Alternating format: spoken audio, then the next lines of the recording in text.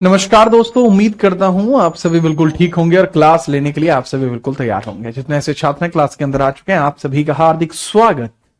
तो फटाफट से मुझे बता दीजिए जो जो बच्चे क्लास के अंदर आ चुके हैं, जिससे कि इस खास क्लास को शुरू किया जा सके, क्योंकि ये बात आप सभी जानते हैं कि ये कोई आम क्लास नहीं है। पूछता है भारत में, मैं जीत राणा स्वागत करता हूं आप सभी का।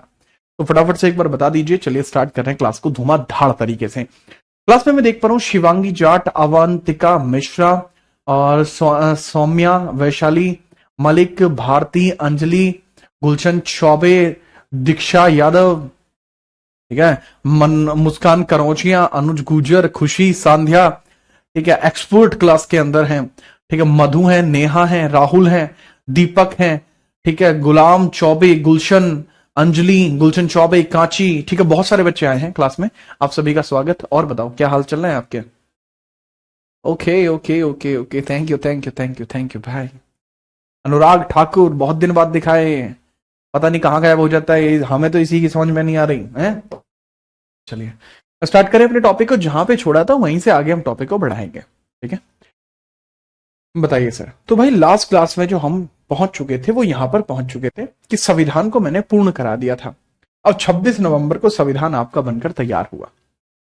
26 नवंबर को संविधान आपके बनकर तैयार हुआ। इससे अगली हेडिंग डालो, इससे अगली हेडिंग डालो, ठीक है। चलो फटाफट से इससे अगली हेडिंग आप डालेंगे। क्लास रुक के नहीं चल रही, क्लास ठीक चल रही है। हैप्पी बर्थडे मेरा नहीं है, अंजलि मेरा जन्मदिन नहीं है। ये थैंक यू मुस्कान कनौजिया। कैसे हैं मिश्रा जी? मैं बिल्कुल ठीक हूँ। पाठक साहब लिखो चलो। एक तो तुम यार गच आदमी हो एकदम, मतलब मैं ये कहता हूं कि तुम्हारे जैसे बालक मैंने नहीं देखे। आप मेरा सबसे फेवरेट बैच हो। You are my favourite batch, favourite batch है आप मेरा, ठीक है। अब इसमें आप फटाफट देख लीजिए क्या मैटर है, डिस्टर्ब मत, अब डिस्टर्ब मत करो। देखो तुम अब यहां देखिए, अगला आपका टॉपिक होना चाहिए संविधान पर हस्ताक्षर। संविधान पर हस्ताक्षर, signature on constitution, signature on constitution, signature on constitution, signature on constitution, संविधान के ऊपर हस्ताक्षर यानी सिग्नेचर। चलिए हम इसकी बात करते हैं कि संविधान के ऊपर सिग्नेचर जो है वो किस तरीके से हुए हैं। देखो संविधान के पूर्ण होने के बाद 24 जनवरी 1950 को संविधान के ऊपर सिग्नेचर हुए। 24 जनवरी 1950 में, 24 जनवरी 1950 में संविधान पर हस्ताक्षर हुए हैं, ठीक है। चलो संविधान पर हस्ताक्षर किए गए, संविधान पर संविधान सभा सदस्यों द्वारा, संविधान सभा सदस्यों द्वारा, सदस्यों द्वारा हस्ताक्षर किए गए, हस्ताक्षर किए गए, हस्ताक्षर किए गए, ठीक है। चलो तो constitution was signed by the members, ठीक है। चलिए ओके चलिए। विजय कह रहे हैं कि सर लक्ष्मीकांत के नए एडिशन में 207 मेंबर्स हो गए। जैसा कि मैंने कहा था कि एक आध किताब में अगर गलती हो भी जाती है तो वो किताबें सही कर देती हैं। मैं तो ऑलरेडी अगर मैंने कोई चीज लिखी है तो मतलब लिखी है ना, याद रखना। विजय थैंक यू, आपने इस बारे में मुझे बताया, ठीक है, याद रखना। खैर इसको देखिए, तो संविधान पर जो है संविधान सभा सदस्यों के द्वारा हस्ताक्षर किए गए थे 24 जनवरी 1950 में। कुल कितने लोग थे? कुल 284 लोगों ने ऐसा किया। कुल हस्ताक्षर कितने हैं? कुल हस्ताक्षर तो जी कुल हस्ताक्षर हैं 284। पूछा जाएगा महिलाएं कितनी हैं? 11 महिलाएं हैं इसमें। महिलाएं कितनी शामिल है? महिलाएं फीमेल्स कितनी शामिल है? फीमेल्स हैं 11, ठीक है, याद रखेंगे। हाँ कुल मेंबर्स कितने हैं? 284। सबसे पहले हस्ताक्षर किसने किए? दो तरीके से क्वेश्चन बनता है, सबसे पहले और सबसे ऊपर, अलग अलग है ये। सबसे पहले किसी और ने हस्ताक्षर किए, सबसे ऊपर किसी और ने। तो सबसे पहले किसने किया? सबसे पहले हस्ताक्षर सबसे पहले किए हैं जवाहरलाल नेहरू ने।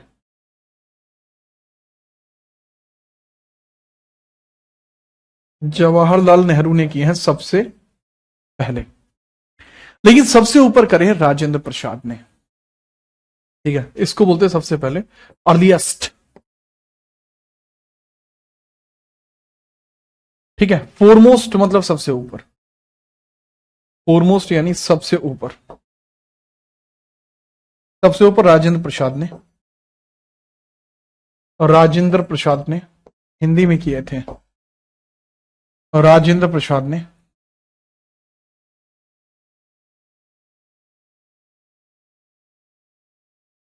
राजेंद्र प्रसाद और इन्होंने हिंदी में किए थे। सबसे नीचे फिरोज गांधी ने किए हैं, सबसे नीचे फिरोज गांधी ने किए हैं। सबसे नीचे किसने हस्ताक्षर किए हैं? सबसे नीचे, नीचे, ठीक है, उसको बोलते हैं lower most. Lower most signature were made by Feroze Gandhi, Feroze Gandhi.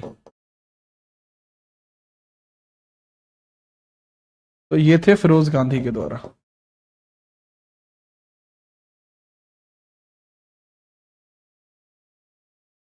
Feroze Gandhi, बेटा इसमें वाई ही लगेगा। आप कह सकते हैं कि सर आपने गलती से गांधी में वाई लगा, आई लगना था, वाई लगा दिया। बेटा ये दूसरा वाला गांधी था, ये GANDHI महात्मा गांधी वाला गांधी नहीं था, ये GANDHY वाला था, DHY, GANDHY, ये ऐसे वाला गांधी था। ठीक है, जो अलग था। इन्होंने इंग्लिश में किए थे, इंग्लिश में हस्ताक्षर है इनके।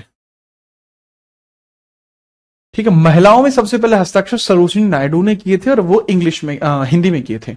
महिलाओं में सबसे पहले सरोजिनी नायडू ने किए थे, सबसे पहले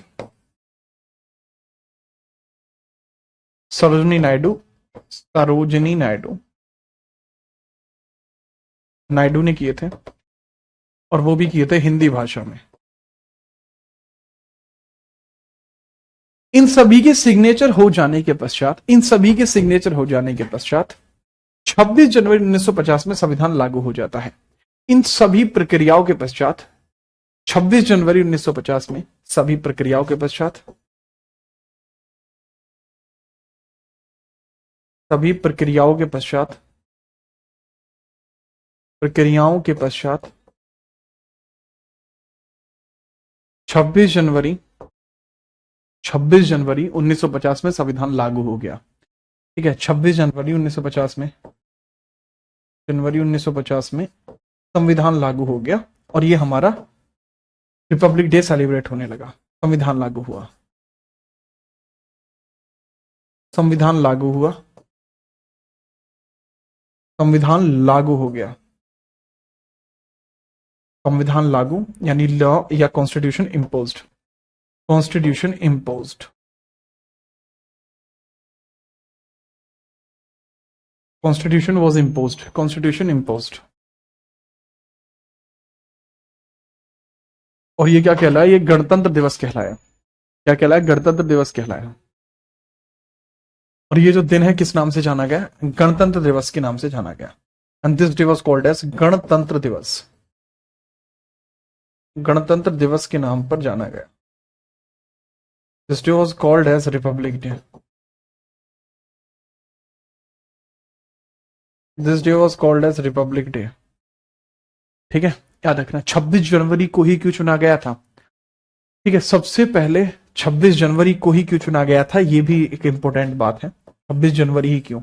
वाई 26 जनवरी, वाई 26 जनवरी, 26 जनवरी ही क्यों? किसी और जनवरी को भी कर सकते थे, लेकिन ऐसा इसलिए किया गया क्योंकि 26 जनवरी 1930 में, 26 जनवरी 1930 में, ठीक है 26 जनवरी ही क्यों? क्यों आखिरकार भारत के संविधान को 26 तारीख में लागू किया गया? 27 भी चुन सकते थे, 28 भी चुन सकते थे, 25 भी चुन सकते थे, 30 भी चुन सकते थे, पर 26 तारीख ही क्यों? ठीक है, अच्छा 26 नवंबर के बाद 4 दिन बच रहे थे, 1 जनवरी भी तो चुन सकते थे। इसके पीछे का कारण क्या है? बेटा अनुराग थोड़ी देर रुक जाओ, आपकी बात पे बात कर लूंगा, पहले यहां ध्यान दो लो, है जी। हाँ, तो याद रखना 26 जनवरी ही इस कारण से, क्योंकि 26 जनवरी 1930 में पूर्ण स्वराज की घोषणा लाहौर में की गई थी। ठीक है, लाहौर में पूर्ण स्वराज की घोषणा, पूर्ण स्वराज की घोषणा, कंप्लीट इंडिपेंडेंस मांगी गई थी, कंप्लीट इंडिपेंडेंस, कंप्लीट फ्रीडम। और ये किसने की थी भाई? पंडित नेहरू ने।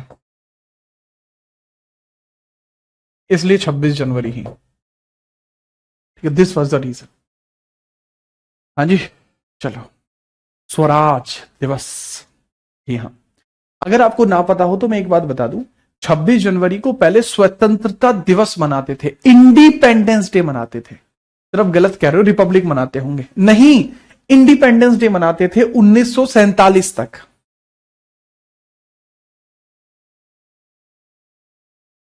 ठीक है, याद रखना।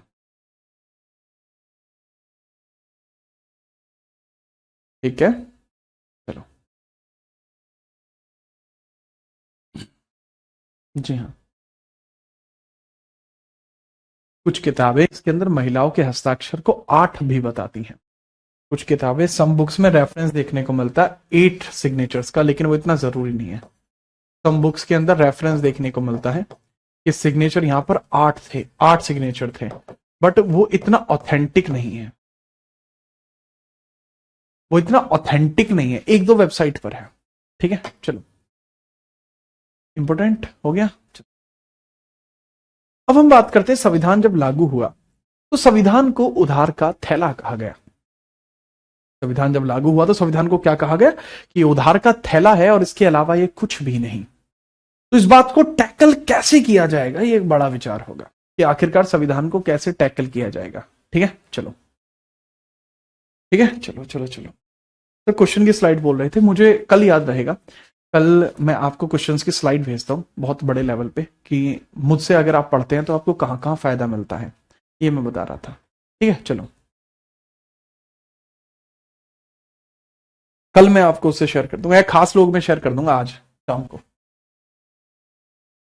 खास लोग में शेयर कर दूंगा आज शाम को। ठीक है, चलो भाई, हैं, चल ना फिर है। हाँ भाई, ठीक है, चलो। तो भारत के संविधान को उधार का थैला कहा जाता है, इसके बारे में मैं बताता हूं। भारत के संविधान के निर्माण में अन्य स्रोतों से लिए गए प्रावधान, भारतीय संविधान के निर्माण में, भारतीय संविधान के निर्माण में, संविधान के निर्माण में अन्य स्रोतों से लिए गए प्रावधान, अन्य स्रोतों से लिए गए प्रावधान, से लिए गए प्रावधान, प्रावधान, provisions taken from a few sources. ठीक है, चलिए, provisions taken in making of constitutions, provisions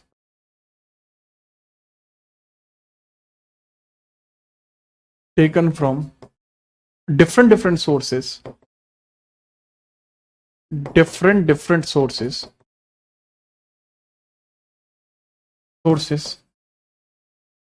in making of constitution, in making of constitution, in making of constitution, constitution। कि बाबू जब संविधान बनता है तो अलग अलग स्थान से कैसे हम सोर्सेस को लेते हैं। ठीक है, चलिए, ठीक है, चलो, याद रखना। तो ये बाबू इस तरीके से कार्यरत होता है ना, समझ गए? हाँ, तो बस ये मैटर है। एक बच्चा करे, सर आपसे पढ़कर ये पता चला कि आपने जो भी लिखा वो पत्थर की लकीर है। थैंक यू बेटा, वो एक बहुत बड़ी मेहनत के बाद यहाँ पर चीजें आई हैं। ठीक है, टेंशन मत लो, उम्मीद करेंगे कि आपका सिलेक्शन भी जल्दी हो, फिर आपसे हमारी मुलाकात हो बढ़िया लेवल पे। अब इसमें समझना, तो भारत के संविधान को एक संज्ञा दी जाती है, भारत के संविधान को एक संज्ञा दी जाती है। भारत के संविधान को उधार का थैला कहते हैं। क्यों कहते हैं? क्योंकि भारत के संविधान में एक बात बहुत क्रूशली और बड़े प्यार से समझना, कि तकरीबन 60% जो पोर्शन है, 60% संविधान है, भारत का संविधान, भारत का संविधान, ठीक है, वो लिया गया है 1935 अधिनियम से लिया गया है, 1935 भारत शासन अधिनियम से लिया गया, शासन अधिनियम से लिया गया, अधिनियम से लिया गया, ठीक है। अब जैसे मतलब क्या कहना चाहते हैं, अब देखो जैसे ये मान के चलो कि ये हमारा भारत का संविधान है, let suppose this is constitution of India. हमने मान लिया कि भाई ये है हमारे भारत का संविधान,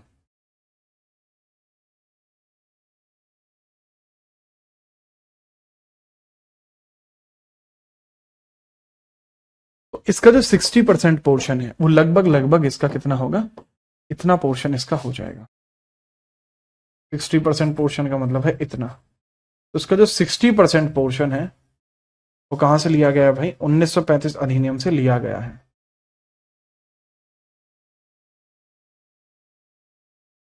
और बताओ, तो ये फिल कर दिया मैंने किससे, 1935 अधिनियम से, तो ये यहां से लिया गया है 60%। कलाकारी आप देख ही रहे हो भाई की, तो ये है 60% एक तरीके से देखा जाए तो। लेकिन इसके अलावा भी भारत के संविधान को बनाने में 60 देशों से संदर्भ लिया जाता है, ठीक है। चलिए, ठीक है, चलो। अब जैसे मैंने बताया तथा अगर विदेशी स्रोतों की बात करूं, अगर मैं फॉरेन सोर्सेज की बात करूं, विदेशी स्रोतों की बात करूं, विदेशी स्रोतों की बात करूं यानी फॉरेन सोर्सेज, अगर विदेशी स्रोतों की बात करूं, फॉरेन सोर्सेज की बात करूं, तो वो भी याद रखना, ठीक है, कि भाई फॉरेन सोर्सेज जो हैं वो 60 अलग अलग देशों से भारतीय संविधान लिया गया है, 60 अलग अलग देशों से, अलग अलग देशों से संदर्भ लिया गया, संदर्भ लिया गया, संदर्भ लिया, संदर्भ लिया, ठीक है। Reference from 60 countries, reference from 60 countries, 60 countries. लेकिन प्रोविजन कितने देशों से लिया गया, प्रोविजन 10 से लिया गया, ठीक है। प्रोविजन कितने से लिया गया भाई, प्रोविजन 10 से लिया गया है, परंतु प्रोविजन, प्रोविजन यानी प्रावधान, परंतु प्रावधान 10 देशों से लिया गया, 10 देश से लिया गया, प्रावधान 10 देश से, ठीक है। बट प्रोविजंस कहां से लिए गए, प्रोविजंस 10 कंट्रीज से लिए गए हैं। समझ में आई बात, प्रोविजंस कितनी जगह से, 10 कंट्री से लिए गए हैं, ठीक है। चलो, तो भाई इसको फटाफट नोट करिए। अच्छा, जब इस तरीके की बात चली तो इसमें आपको एक चीज पता लग रही है कि अच्छा ये रेफरेंस लेना और 10 देशों से अलग अलग लेना ही, इसमें क्या फर्क है। देखो, आप कई बार कपड़े खरीदने जाते हो, लेट सपोज मैं ही ये शर्ट खरीदने गया था, मान के चलो, तो मैंने 10 शर्ट देखी, उसमें से 4 शॉर्ट लिस्ट करी, मैंने 10 शर्ट देखी, 4 शॉर्ट लिस्ट करी, उसमें से कोई एक ली। तो ऐसे क्या होता है, ऐसे होता यह है कि भाई 60 अलग अलग देशों के संविधान को पढ़ा, उसमें से 20 शॉर्टलिस्ट करे और 10 देशों के संविधान से भारत का संविधान लिया। तो जितना ओवरऑल जो मैक्सिममली पढ़ा गया था वो 60 देश थे, पर हर एक देश से नहीं लिया, केवल 10 देश से ही हमने संविधान को लिया था। अब इतना सब कुछ होने के पश्चात आपको एक बात तो शायद मेरे ख्याल से आपके दिमाग में बैठ गई होगी कि भाई ये बात तो सर फिर हमने क्या किया, हमने कुछ नहीं किया। सर आप अपने देश को ऐसा कह रहे हो, देख लेना बेटा, मैं नहीं कह रहा हूं। जैसे लोगों ने ये कहा, लोगों ने कहा कि भारत का संविधान एक उधार का थैला है, इसके अलावा वो कुछ भी नहीं है। काफी ज्यादा इसके अंदर क्रिटिसिज्म सहने को मिला, क्रिटिसिज्म देखने को मिला। भारत के संविधान को उधार का थैला कहा गया, भारत के संविधान को उधार का थैला कहा गया। संविधान उधार का थैला है, उधार का थैला, क्या ये कहना सही है, उधार का थैला। Indian constitution is bag of borrowings, Indian constitution is bag of borrowings. क्या मतलब, बैग ऑफ बोरोइंग्स कहा गया, इसको बोरोइंग्स कहा गया। तो इस पर डॉक्टर भीमराव अंबेडकर ने एक टिप्पणी दी थी, कि हमने जिन देशों के संविधान को अपने संविधान में शामिल किया है उनके पास पेटेंट नहीं था। इनका कहना था, इस पर डॉक्टर भीमराव अंबेडकर ने टिप्पणी की थी। डॉक्टर भीमराव ने कहा था, अंबेडकर ने कहा था कि जिससे हमने संविधान लिया है उनके पास पेटेंट नहीं है। जहां से हमने संविधान लिया उनके पास कोई पेटेंट नहीं। जहां से संविधान लिया उनके पास पेटेंट नहीं। संविधान लिया उनके पास पेटेंट नहीं।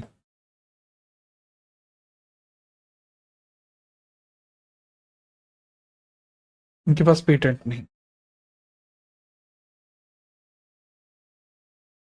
ठीक है, they have no patent. No patent. Patent, patent का मतलब होता है किसी चीज का ट्रेडमार्क एक तरीके से। जैसे अब मेरा है, जैसे करियरविल नाम है ना, जैसे करियरविल नाम है, तो करियरविल नाम है क्या है बाबू, ये पेटेंट है एक तरीके का। तो कोई और कंपनी इस नाम से नहीं चला सकती। ठीक है, याद रखना, वो पेटेंट वाली बात आती है। तो ऐसे चलता है। अब मैंने जैसे बता दिया कि भाई भारत के संविधान को तो क्या बोलते हैं, पर बैग ऑफ बोरोइंग्स बोलते हैं। मेरे ख्याल से आपको ये बात समझ में आई होगी। सर क्या ये बोलना सही है, क्या ये बोलना गलत है? बेटा ये सिविल्स का क्वेश्चन बनता है, पर मैं बता देता हूं। ठीक है, ऐसा हमें नहीं बोलना चाहिए। ठीक है, अब मैं इसके हाँ या ना के पक्ष में सब लिख देता हूं। कुछ पक्ष कहेंगे कि नहीं ये बैग ऑफ बोरिंग्स नहीं है, नो, और कुछ पक्ष कहेंगे यस। तो मैं दोनों ही पक्ष आपको बता देता हूं। एक अच्छा, क्योंकि मैं दयालु आदमी हूं, आपको पता है ना। तो संविधान उधार का थैला नहीं है। क्यों नहीं है? क्यों नहीं है? नहीं इसलिए है क्योंकि कोई भी प्रावधान प्रत्यक्ष नहीं लिया गया, क्योंकि प्रावधान बदलाव के बाद ही भारत में शामिल हुए। प्रावधान बदलाव के बाद भारत में आए, के बाद संविधान में लागू हुए। संविधान में लागू हुए, यानी कोई भी जो प्रोविजन है डायरेक्टली नहीं लाया, हम उसके अंदर चेंजेस करके लेके आए हैं, है ना। और दूसरा यस भी कहेंगे। क्यों यस कहने का मतलब यह है क्योंकि यूनिकनेस बहुत कम है। ठीक है, लेस यूनिकनेस, यूनिकनेस, नवीनता की कमी है, नवीनता की कमी है। देखकर लगता है कि कहीं और पढ़ा हुआ है, नवीनता की कमी है। तो बच्चे ये इसमें यस और नो, मैं तीन तीन चार चार और बता सकता हूं क्योंकि वो मेंस के लिए पढ़ने होते हैं। ठीक है, मतलब मेंस कौन सा, यूपीएससी मेंस। ठीक है, उसमें पढ़ने होते हैं। बट ये एक दो फैक्टर आपके लिए बहुत होगा। बहस करना चाहते हो किसी से तो इसके बेसिस पर आप कर सकते हो, टेंशन मत लो। ठीक है, चलो नोट करो। अब मैं बताता हूं कि 1935 के भारत शासन अधिनियम से क्या कुछ लिया गया था। अब हम उसकी बात करेंगे। What has been taken from 1935 Government of India Act. उसके बाद मैं बात करूंगा 60 अलग अलग देशों से, उसके बाद यहां पे बात करेंगे। तो सारे ही पॉइंटों पे बात की जाएगी। मुझे बता दीजिए जब नोट हो जाए। सुमित सैनी क्लास के अंदर है। ये कोई बच्चे हैं, इनका नाम पहले सुम था, लेकिन फिर बाद में ईट लगा दिया इनके, क्योंकि इनको ईंट मारी गई थी, क्योंकि बहुत बोलते हैं ये। ठीक है, अब ठीक है भाई। ठीक है, ये नोट जब हो जाए बता देना। नोटेड, मिश्रा जी ने नोट कर लिया है। सर पहली बार लाइव क्लास ले रहा हूं, बढ़िया लग रहा है। पूजा का ऐसा कहना है, वाह पूजा वाह। ठीक है, हाँ। सर कहां पर मिलेगा, क्या कहां पे मिलेगा? है भाई अनुराग बेटा, आपका डाउट भी लिया जाएगा, टेंशन मत लो। चौबे क्या हो बे। चलो ओके, चलिए ठीक है, कोई बात नहीं। अच्छा याद रखना, जो करंट अफेयर्स के लिए ना मैंने टॉपिक वाइज जो सीरीज है वो स्टार्ट कर दी है करंट अफेयर्स के लिए, तो उसको भी देख लीजिएगा। करंट अफेयर्स के लिए स्टेट वाइज सीरीज जो है स्टार्ट कर दी गई है। और महाकुंभ से रिलेटेड एक बहुत महत्वपूर्ण राजा, आज शाम ठीक 6 बजे जीतराना.77 पर जरूर देखना। ठीक है, चलो शर्ट मस्त लग रही है बेटा, 400 साल पुरानी है, ये पापा की है। चलो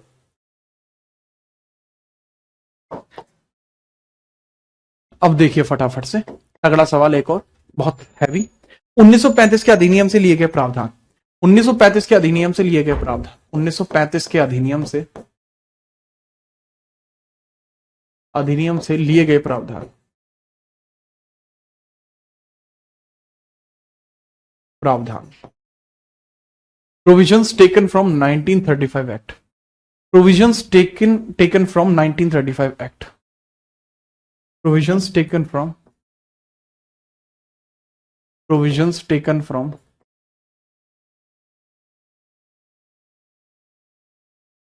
1935 एक्ट।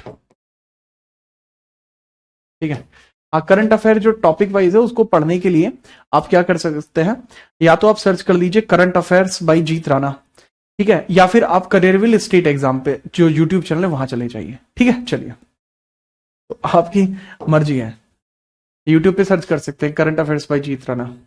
अच्छा, इसमें सबसे पहला पॉइंट जो है हमने यहां से क्या लिया था, सबसे पहले हमने यहां पर लिया था प्रशासनिक विस्तार, प्रशासनिक विस्तार, अभी मैं इसको एक्सप्लेन करूंगा। दूसरा न्यायिक विस्तार, न्यायिक विस्तार। तीसरा यूपीएससी। चौथा राष्ट्रपति,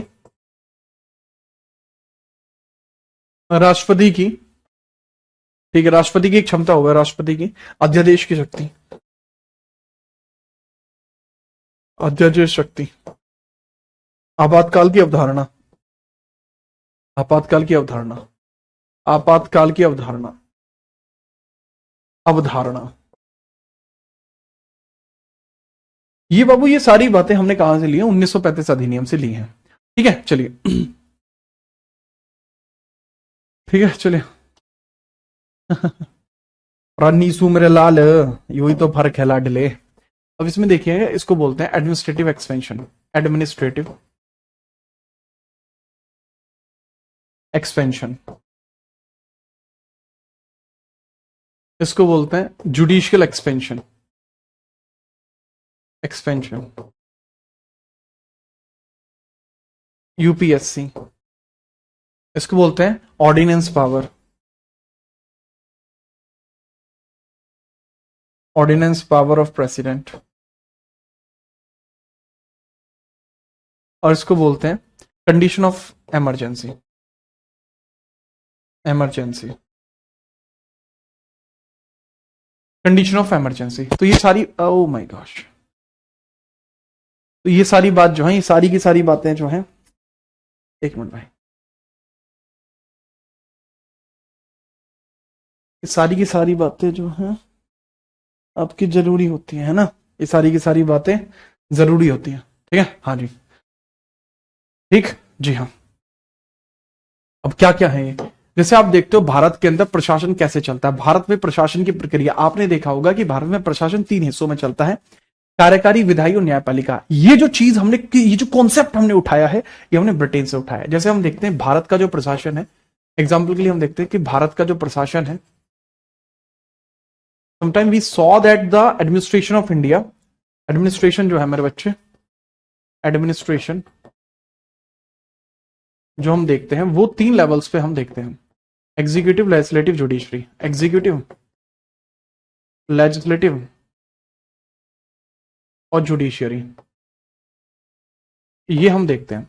तो एग्जीक्यूटिव, लेजिस्लेटिव, जुडिशरी, ये 3 हिस्से जो बनाए जाते हैं ना, ठीक है, चलो। तो ये जो है इसको बोलते हैं कार्यकारी, विधायी, कार्यकारी, विधायी, कार्यकारी, विधायी, और जुडिशरी का मतलब होता है न्यायिक, न्यायिक। ठीक है, ये चीज याद रखना है। ये चीज हमने कहां से उठाई, यहां से। न्यायिक विस्तार क्या होता है बाबू, न्यायिक विस्तार क्या होता है? अब जैसे भारत के अंदर आप देखते हो न्यायालय एक ट्रायंगुलर फॉर्म में चलता है, इसको बोलते हैं एकल शंकुकार आधार। पूछा जाता है भारत में जुडिशरी का आधार क्या है, इसको बोलते हैं एकल शंकुय, एकल शंकीय आधार, एकल शंकीय आधार, इसको बोलते हैं unitary conical form, unitary conical form, conical form. Bharat में ऐसी है न्यायिक विस्तार, कैसा है? इसको बोला जाता है भारत में न्यायिक विस्तार को यूनिटरी कॉनिकल फॉर्म, एकल शंकीय आधार। अब इसको बोलते हैं शंकुय आधार, शंकुय, शंकुय है, शंकुय आधार, है ना। अब वो कैसे, मतलब सर जी, बाबू देखो यहां आपको सुप्रीम कोर्ट देखने को मिलता है, नीचे हाई कोर्ट देखने को मिलता है, हाई कोर्ट कई सारे देखने को मिलते हैं। फिर आपको एडिशनल कोर्ट देखने को मिलते हैं, उसमें आपके डिस्ट्रिक्ट कोर्ट अलग हैं, ठीक है, तहसील कोर्ट अलग हैं, ऐसे ऐसे बोलते हैं। एडिशनल कोर्ट को बोलते हैं अधीनस्थ, अधीनस्थ, ठीक है, याद रखना। तो ये विस्तार हमने कहां से लिया युवराज? बेटा ये न्यायिक विस्तार से लिया है। अच्छा, यूपीएससी सेपरेटली ये सिविल सेवा है, ये हमने यहीं से लिया है। सिविल सेवा हमने डायरेक्टली यहां से लिया है। राष्ट्रपति कई परिस्थितियों में ऑर्डिनेंस जारी कर सकता है, ये आर्टिकल 123 की बात है, ये हमने कहां से लिए? यहीं से लिए, याद रखना। और सर ये इमरजेंसी तो मैंने पढ़ा था कि सर ये जर्मनी से ली गई है जी, आप तो जर्मनी बता रहे थे, हैं? देख भाई देख, आपातकाल की जो अवधारणा है ना बाबू, ये हमने, अवधारणा का मतलब होता है किन परिस्थिति में आपातकाल लगेगा, वो हमने 1935 से ली है। आपातकाल लगने के बाद क्या होगा वो चीज अलग होती है। तो किन परिस्थिति में आपातकाल लगेगा वो हमने यहां से लिया, किन परिस्थिति में आपातकाल लगेगा, किन परिस्थिति में, किन परिस्थिति में आपातकाल लगेगा, आपातकाल लगेगा, किन परिस्थिति में आपातकाल लगेगा, in what conditions emergency will impose, in what conditions emergency will impose, will imposed, ये आपातकाल लगेगा कब, ये यहां पर, ठीक है, तो नोट करो, ठीक है। अब बताओ समझ में आई हो बात?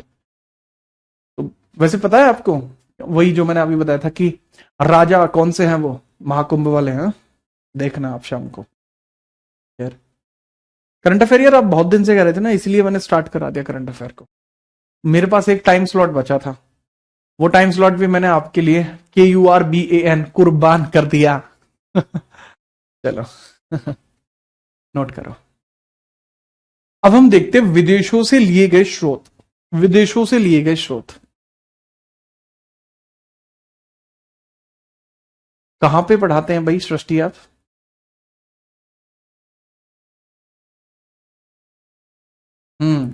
हाँ मलिक साहब, सर एक गाना हो जाए, बताइए कौन सा? चलो अब ले भाई, आगे हम देखते हैं विदेशों से लिए गए प्रावधानों को। क्या एग्री हैं आप? विदेशों से लिए गए प्रावधान,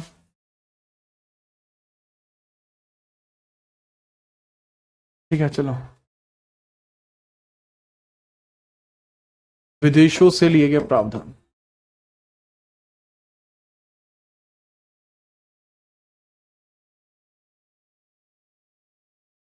ठीक है। Foreign provisions, foreign provisions, foreign provisions, foreign provisions, ठीक है चलो, ठीक है चलो चलो चलो बात करें। अब समझिए बाबू कि भाई सबसे पहले आप देखेंगे इसमें America, America, you will see the America, पहले अमेरिका ही लिखो, चलो यार, नहीं यार पहले ब्रिटेन लिख लो, ब्रिटेन ना, ब्रिटेन बहुत रिलेटिव है अपने के, ब्रिटेन, मुझे मुझे दिक्कत नहीं, आप अमेरिका लिखो, ब्रिटेन लिखो, आप कुछ भी लिखो, है ना, तो आप कुछ भी लिख सकते हैं। तो आप सीधे लिखेंगे ब्रिटेन, लिखो, लो छोड़ो हटो बचो, ब्रिटेन, ठीक है, याद रखना।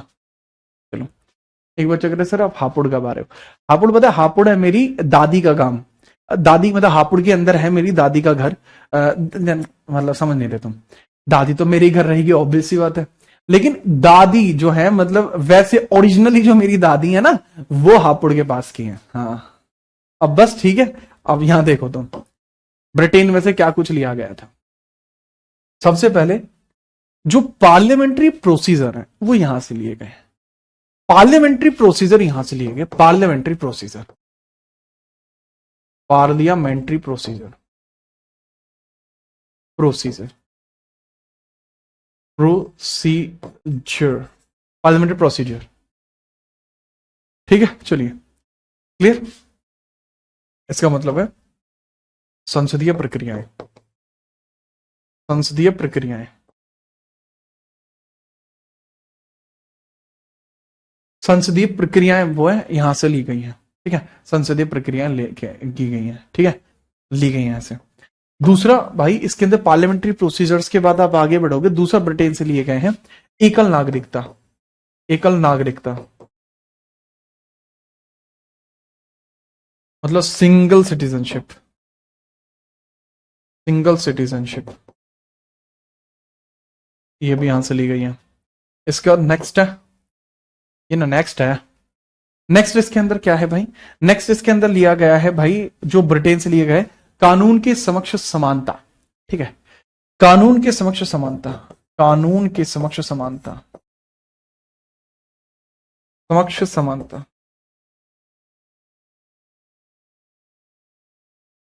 समानता, equality before law, equality before law, equality before law. ठीक है, इसके अलावा विशेषाधिकार रिट, विशेषाधिकार रिट, रिट्स। तो रिट भी एक बड़ा इंपॉर्टेंट डॉक्यूमेंट होता है, they are called special writs, special writs यहां से लिखी गई। और बताइए आपको कुछ और पता है तो। रूल ऑफ लॉ लिख तो दिया, रूल ऑफ लॉ लिख तो दिया बेटा,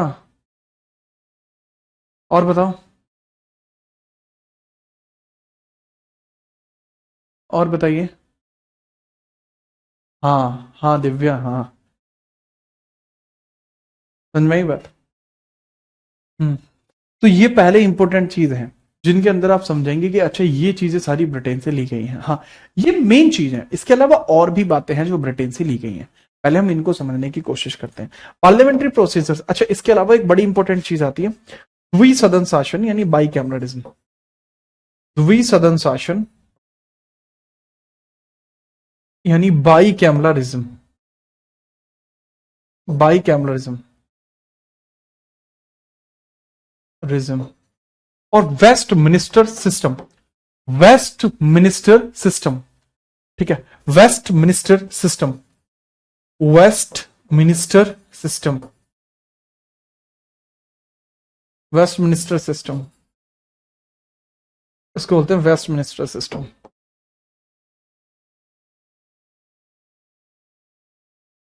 वेस्ट मिनिस्टर, ठीक है, प्रणाली। इतनी बहुत है मेरे ख्याल से, तो लिखने के लिए यार मैं फिर लिखता चला जाऊंगा खामों का, क्या ही फायदा फिर। ठीक है, परमाधिकार लेख, बेटा परमाधिकार लेख जो है, बात तो सही है आपकी, परमाधिकार लेख भी लिया गया है, बट बेटा जब रिट्स लिख दिया तो ऑब्वियस सी बात है रिट्स में ही आएगा परमाधिकार भी, है ना, रिट्स में भी आएगा, तो सीधी बात है बाबू, कोई ऐसी बात ही नहीं है।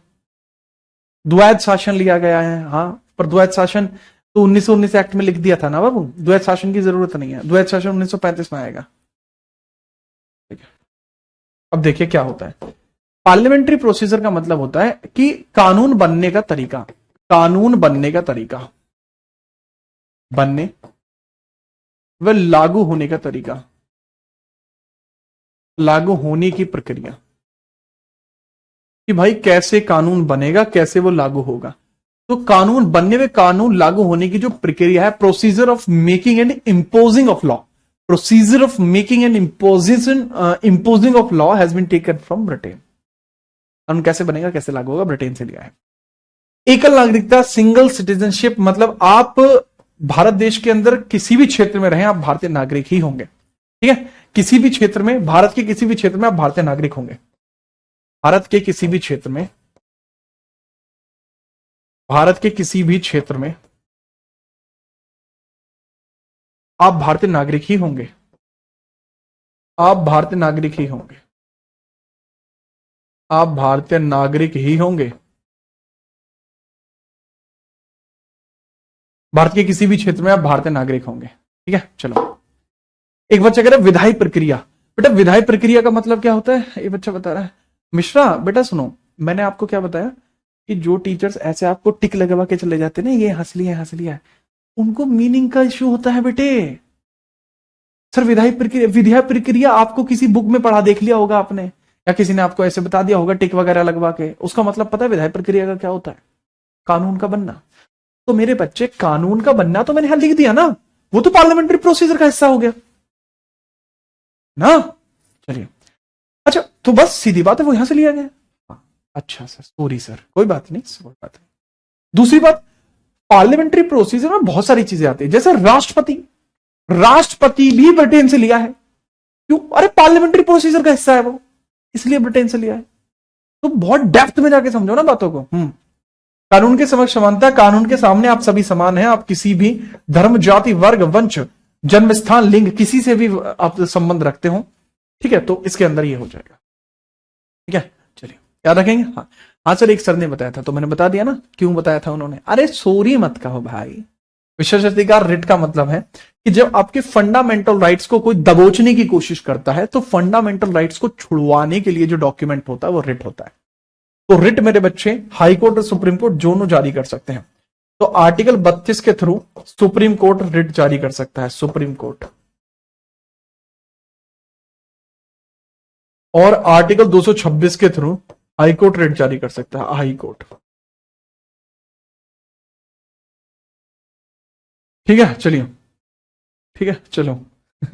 द्विसदन शासन जो है, द्विसदन शासन आपको कहां देखने को मिलता है? जैसे भारत के अंदर जो संसद है उसमें दो सदन है, संसद में दो सदन है, राज्यसभा और लोकसभा।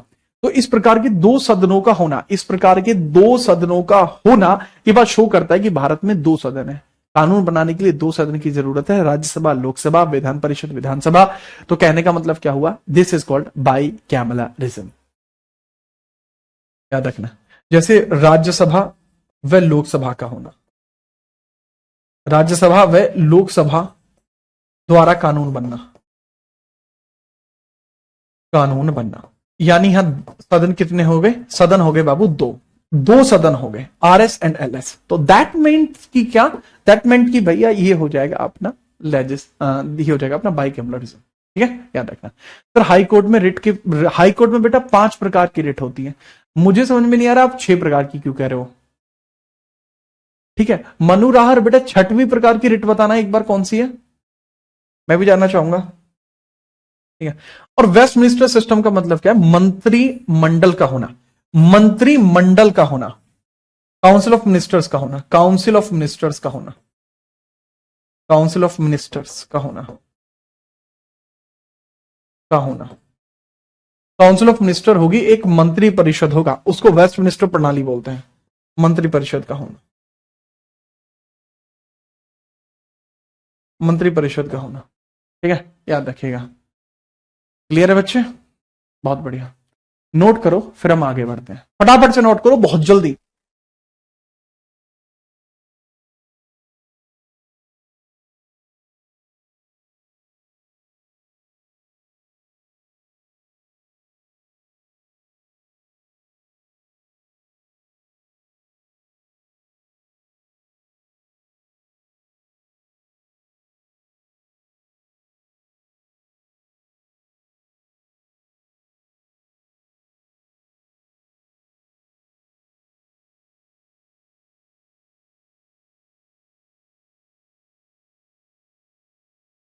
हाँ जी, चलो।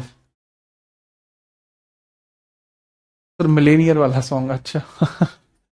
गजबई आदमी हो, हाँ। नोट हो गया, चलो। चलो आगे बढ़ते हैं, नेक्स्ट पॉइंटर पे चलते हैं और हेडिंग डालिए नेक्स्ट अमेरिका। देखते हैं अमेरिका से क्या कुछ हमने लिया है। अमेरिका से देखेंगे क्या लिए हैं, अमेरिका से क्या लिए। अमेरिका पसंद है क्या आपको? बहुत ही पसंद है, हाँ। अमेरिका देखिए आप, अमेरिका से क्या कुछ हमने लिया है। पहली बात तो America is not any word, America कोई शब्द नहीं, ठीक है। अमेरिका किसी चीज का एक आधा शब्द है। तो सही शब्द आप लिखेंगे इसकी जगह यूएसए, यूएसए लिखेंगे, ठीक है। चलिए, तो इसमें आप लिखेंगे उसा, ये उसा, उसा। यूएसए इसका मतलब क्या है? United states of America, United states of America,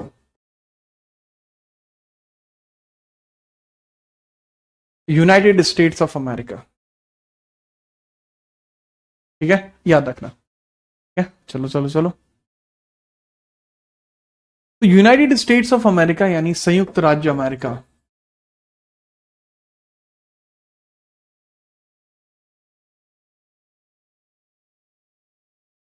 संयुक्त राज्य अमेरिका, यहां सबसे पहले हम देखेंगे फंडामेंटल राइट्स लिया जाता है। ठीक है, सबसे पहले हमने क्या देखा, सबसे पहले यहां क्या लिया जाता है, संयुक्त राज्य अमेरिका में से लिया जाता है फंडामेंटल राइट्स। फंडामेंटल राइट्स लिए जाते हैं, फंडामेंटल राइट्स। फंडामेंटल राइट्स बाबू यहां पर लिए जाते हैं, इसका मतलब क्या है, मौलिक अधिकार लिए जाते हैं। क्या लिया जाता है मेरे भाई, मौलिक अधिकार लिए जाते हैं, मौलिक अधिकार लिए जाते हैं। संविधान के अंदर भाग 3 में आर्टिकल 12 से 35 में आपको ये चीजें देखने को मिलेंगी। ठीक है, चलो। इसके अलावा प्रस्तावना का भाव, प्रस्तावना का भाव या प्रस्तावना का विचार, इस संविधान में एक प्रस्तावना होनी चाहिए। Thoughts of preamble, thoughts of preamble, एक प्रस्तावना होनी चाहिए संविधान में, वो भी यहां से लिया गया है। Independent judiciary, independent judiciary, independent judiciary. ठीक है, चलो। इसको बोलते हैं, इंडिपेंडेंट का मतलब होता है स्वतंत्र, स्वतंत्र न्यायाधिकार, स्वतंत्र न्यायपालिका। न्यायपालिका किसी दबाव के अधीन कार्य नहीं करेगी। के लिए आर्टिकल देखा जाए तो 121 आप कह सकते हैं कि 121 जो आर्टिकल है वो इसको डेडिकेटेड है। ठीक है, चलो याद रखना। इसके अलावा अगला जो है ये आपने लिख लिया, फंडामेंटल राइट, प्रस्तावना का विचार, स्वतंत्र न्यायपालिका, और जो आपका सर्वोच्च न्यायालय, सर्वोच्च न्यायालय की सर्वोच्चता, सर्वोच्च न्यायालय की सर्वोच्चता, न्यायालय की सर्वोच्चता, न्यायालय सर्वोच्चता, सर्वोच्च न्यायालय सर्वोच्चता, supremacy of Supreme Court, supremacy of, supremacy of Supreme Court, supremacy of Supreme Court आपको देखने को मिलता है। Supremacy of Supreme Court, Supreme Court की सर्वोच्चता आपको देखने को मिलेगा। ठीक है, चलिए। ये supremacy of Supreme court Babu article 141 में देखने को मिलता है, आर्टिकल 141 में देखने को मिलता है। इसके अलावा न्यायिक, न्यायिक पुनर्वलोकन, न्यायिक पुनर्वलोकन, न्यायिक पुनर्वलोकन आपको देखने को मिलता है। इसको बोलते हैं जुडिशियल रिव्यू। सुप्रीम कोर्ट अपने द्वारा दिए गए किसी डिसीजन को दोबारा बदल सकता है, सुप्रीम कोर्ट अपने द्वारा दिए गए किसी डिसीजन को दोबारा बदल सकता है, that is called judicial review, article 137, article 137। इसके बाद बच्चे आपको देखने को मिलता है, ठीक है, जो है आपको इसमें देखने को मिलता है, तो समझिए क्या भला, जुडिशियल रिव्यू के बाद 137 हो गया, 141 हो गया। इसमें आपको देखने को मिलता है जो है ये हो गया, सुप्रीम कोर्ट हो गया, उपराष्ट्रपति का पद, उपराष्ट्रपति का पद, उपराष्ट्रपति का पद, post of vice president, vice president, Bharat के राष्ट्रपति का शक्ति विस्तार, भारत के राष्ट्रपति का शक्ति विस्तार, शक्ति विस्तार, शक्ति विस्तार, और भारत के राष्ट्रपति का महाभियोग भी, राष्ट्रपति का महाभियोग। तो कहने की बात ये हुई कि जो भारत का प्रेसिडेंट है उसका पावर एक्सटेंशन और इम्पीचमेंट, और इम्पीचमेंट, इम्पीचमेंट, ठीक है, इम्पीचमेंट याद रखना ना, जी हाँ, क्लियर है। हाँ, तो भाई ये इस तरीके से माहौल इसमें बना हुआ है, संपूर्ण माहौल कुछ इस प्रकार से क्रिएटेड है। मेरे ख्याल से आप समझ पाए होंगे कि क्या कुछ हमने कहां से लिया। फंडामेंटल राइट भाग 3, प्रस्तावना का विचार, इंडिपेंडेंट जुडिशरी, सर्वोच्च न्यायालय की सर्वोच्चता, न्यायिक पुनर्वलोकन, उपराष्ट्रपति का पद, भारत के राष्ट्रपति का शक्ति विस्तार, महाभियोग और इवन, ठीक है, आर्टिकल 360 वित्तीय आपातकाल प्रावधान, वित्तीय आपातकाल प्रावधान, वित्तीय आपातकाल प्रावधान, प्रावधान, financial emergency provision, financial emergency provision. President का इलेक्शन यहां से नहीं लिया गया गुलशन, बेटा यहां से नहीं है वो। फाइनेंशियल इमरजेंसी, बेटा प्रेसिडेंट का इलेक्शन यहां से नहीं लिया गया, वो आयरलैंड से लिया गया है। ठीक है, चलो बेटा प्रीत मान जा, ज्यादा ही मत करे लाडले हैं। ईशांत, जब नोट हो जाए तो बताना, फिर हम नेक्स्ट कंट्री देखते हैं। अभी एक कंट्री हो जाएगा, अभी टाइम बच रहा है, फटाफट नोट करो, फिर अगली कंट्री देखते हैं।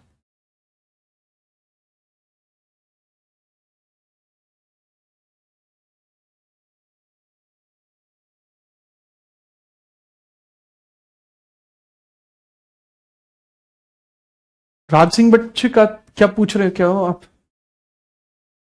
हाँ सर, आर्ट एंड कल्चर की क्लास बाकी है क्या? हाँ भाई, आर्ट एंड कल्चर की क्लास बाकी है अभी, उसमें अभी आपकी 5 क्लास रह गई है आर्ट एंड कल्चर में। आर्ट एंड कल्चर में 5 क्लास बाकी है मेरे लाल आपकी। ठीक है, चलिए मैं बिल्कुल बढ़िया। मलिक साहब आप बताओ कहाँ रह गए आज आप? अगला कंट्री आप देखेंगे अब। नेक्स्ट कंट्री आप हेडिंग डाल लीजिए आयरलैंड। चलो कनाडा डाल लो, या फिर कनाडा डाल लेते, कनाडा, कनाडा, कनाडा हेडिंग डाल लीजिए। हेडिंग लिखिए इसमें सबसे पहले, राज्यपाल का पद, राज्यपाल का पद। दूसरा, केंद्र राज्य में शक्ति विभाजन, शक्ति विभाजन, केंद्र राज्य में शक्ति विभाजन। और अवशिष्ट शक्तियां केंद्र के पास, अवशिष्ट शक्ति केंद्र के पास, केंद्र में निहित संघवाद, संघवाद। और एक और है, बड़ा इंपॉर्टेंट पॉइंट आपको देखने को मिलता है कि मजबूत, मजबूत केंद्र के साथ एक संघ, मजबूत केंद्र वाला संघ, मजबूत केंद्र वाला संघ, मजबूत केंद्र वाला संघ, वाला संघ। अब कैसे इसको याद रखते हैं? Post of governor, post of governor, ठीक है। तो power division in centre and state, power division, division centre and state. Article, article कौन सा बाबू इसके लिए? इसके लिए है आर्टिकल 246, इसके लिए article 248, residual powers in centre, और रेजिडुअल पावर्स इन सेंटर है ना, इसको बोलते हैं फेडरलिज्म। शुरुआती तौर पर मैंने फेडरलिज्म को हालांकि आपको समझाया था, पर फेडरलिज्म आगे भी आएगा, जब मैं आर्टिकल 1 बताऊंगा तब भी फेडरलिज्म आएगा, तब भी इसको देखेंगे। ठीक है, मजबूत केंद्र वाला संघ, centrifugal form of centre, centrifugal form of centre, centrifugal form of centre. इसका मतलब है अधिकतर शक्तियां केंद्र में होना। ठीक है, चलो, ठीक है, चलो। तो भाई ये इस तरीके से रहेगा पूरा, जिस तरीके से मैंने आपको बताया। तो अब बताइए निहार का क्या कह रही है ये? ठीक है सर, दिल्ली पुलिस के लिए आर्ट एंड कल्चर पढ़ना मस्ट है क्या? बेटा आपकी मर्जी है, अगर आपको लग रहा है जरूरी तो पढ़ लेना, पेपर में देखना क्वेश्चन आ रहे हैं तो पढ़ लेना ना। पर मैं तो ये कह रहा हूं कि जब मैं आपको पढ़ा ही रहा हूं तो पढ़ लो। आपको वो वाला बैच मैंने फ्री में ही तो दिया है आर्ट एंड कल्चर का, उसके लिए पेमेंट थोड़ी करा है आपने कुछ भी।